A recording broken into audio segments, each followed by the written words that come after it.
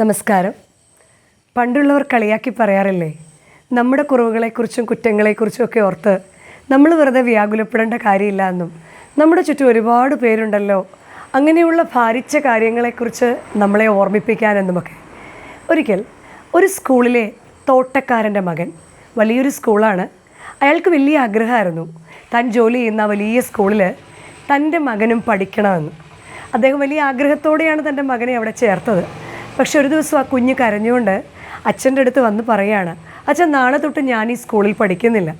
കാര്യം അദ്ദേഹം ചോദിച്ചപ്പോൾ ഈ കുട്ടി മറുപടിയായിട്ട് പറഞ്ഞു, എല്ലാവരും എന്നെ കളിയാക്കാണ്.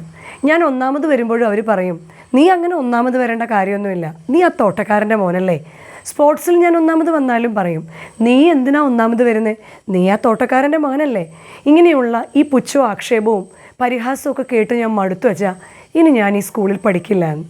അദ്ദേഹം ഒന്നും മറുപടി പറഞ്ഞില്ല. മറിച്ച് ഒഴിഞ്ഞ 2 ചട്ടികൾ അദ്ദേഹം കയ്യിലെടുത്തു. എന്നിട്ട് തൻ്റെ മകനോട് പറഞ്ഞു പിന്നാലെ വരാൻ. ഒരു ചട്ടി മകൻ്റെ കയ്യിലും കൊടുത്തു. എന്നിട്ട് മകനോട് പറഞ്ഞു, ആ അഴുക്കുള്ള പുഴയുടെ ഓരത്തുള്ള ആ മണ്ണ് നീ നിൻ്റെ ചട്ടിയിൽ നിറയ്ക്കുക. അദ്ദേഹം അവിടെ കിടന്ന ചുമന്ന മണ്ണും അദ്ദേഹത്തിൻ്റെ ചട്ടിയിൽ നിറച്ചു. 2 പേരും ഒരേ പാത്രത്തിൽ നിന്ന് വിത്തെടുത്തു. 2 പേരും ആ മണ്ണിൽ ആ വിത്ത് കുഴിച്ചിടുകയും ചെയ്തു. അതിനുശേഷം എല്ലാ ദിവസവും വൈകുന്നേരം ഈ ചെടിക്ക് വെള്ളം ഒഴിക്കാൻ ഈ കുഞ്ഞിനെ ഈ അച്ഛൻ ഓർമ്മിപ്പിക്കുകയും ചെയ്തു.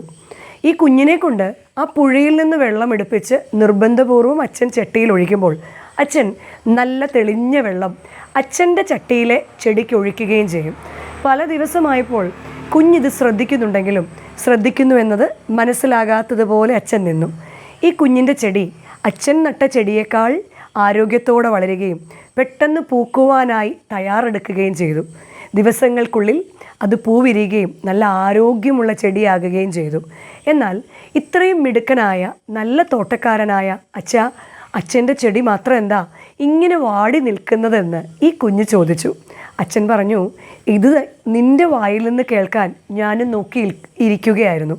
മോനെ, നമ്മൾ രണ്ടും ഒരേപോലത്തെ ചട്ടിയെടുത്തു, നമ്മൾ രണ്ടും മണ്ണെടുത്തുവെങ്കിലും നിൻ്റെ മണ്ണ് എക്കൽ മണ്ണാണ്, ചെളി നിറഞ്ഞ വളം നിറഞ്ഞ എക്കൽ മണ്ണ്. ഞാൻ ആ സ്ഥാനത്ത് സാധാരണ മണ്ണെടുത്തു. നമ്മൾ ഒരേ വിത്താണിട്ടത്. എങ്കിലും നീ പതിവ് പോലെ ഈ കലങ്ങിയ പുഴയിൽ നിന്ന് വെള്ളമൊഴിച്ചു. ഞാനാകട്ടെ സാധാരണ ശുദ്ധീകരിച്ച വെള്ളമാണ് ഒഴിച്ചത്. എന്നാൽ നിൻ്റെ ചെടിയാണ് തഴച്ചു വളർന്നത്. എന്താണ് കാരണമെന്നറിയാമോ? മോൻ പറഞ്ഞില്ല. മകനോട് അച്ഛൻ പറഞ്ഞു മനസ്സിലാക്കി, മോനെ, ഈ ചെടിക്ക് വളരുവാൻ അനുയോജ്യമായത് തെളിഞ്ഞ മണ്ണും തെളിഞ്ഞ വെള്ളവും ഒക്കെയാണെന്ന് നീ കരുതുന്നുവോ? അങ്ങനെയല്ല.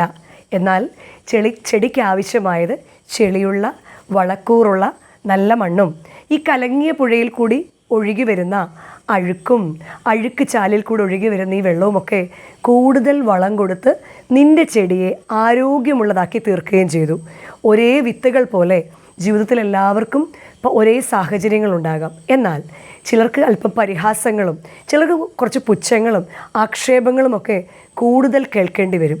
മറ്റുള്ളവർ നമ്മുടെ നേരെ ചൊരിയുന്ന ആക്ഷേപങ്ങളും പുച്ഛങ്ങളും നമ്മുടെ വളർച്ചയിൽ മറ്റുള്ളവർക്ക് തോന്നുന്ന അസൂയയിൽ നിന്ന് ഉണ്ടാകുന്നതാണെന്ന് മനസ്സിലാക്കിക്കൊണ്ട് അതെല്ലാം വളർച്ചയുടെ ചവിട്ടുപടികളാക്കിക്കൊണ്ട് ആക്ഷേപങ്ങളെയൊക്കെ പിന്നിലേക്ക് വകഞ്ഞു നീക്കി എന്താണോ ലക്ഷ്യം അതിൽ മടുപ്പില്ലാതെ മുന്നോട്ട് പോകുവാനും നല്ല ഫലം കായ്ക്കാനും നമുക്കെല്ലാവർക്കും സാധിക്കട്ടെ എന്ന് പ്രാർത്ഥിക്കുന്നു, ആശംസിക്കുന്നു.